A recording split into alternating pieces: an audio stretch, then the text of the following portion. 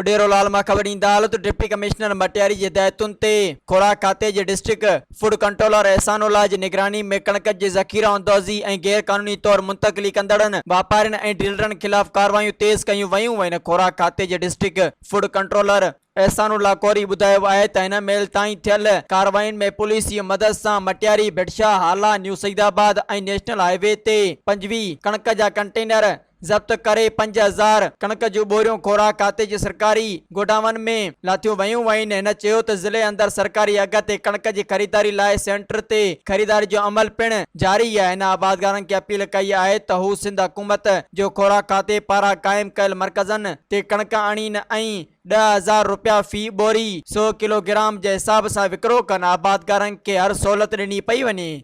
अस्सलाम वालेकुम दोस्तों, मैं सोहराब सुमरो अवाजे पंहिंजे शहर हैदराबाद में कासमाबाद में तमाम बेहतरीन वॉलपेपर जो कम करे पियो रांझन सुमरो साहब, जंहिंजो फ़ोन नंबर तव्हां स्क्रीन ते ॾिसी रहिया आहियो।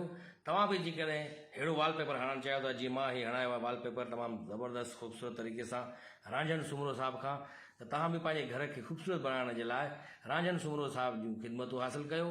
तमामु बहितरीन ऐं मज़ीद ख़बरनि ऐं तफ़सीलात लाइ विज़िट कयो असांजी वेबसाइट www.awamiNewsHD.com ऐं ॾिसंदा रहो अवामी न्यूज़ HD।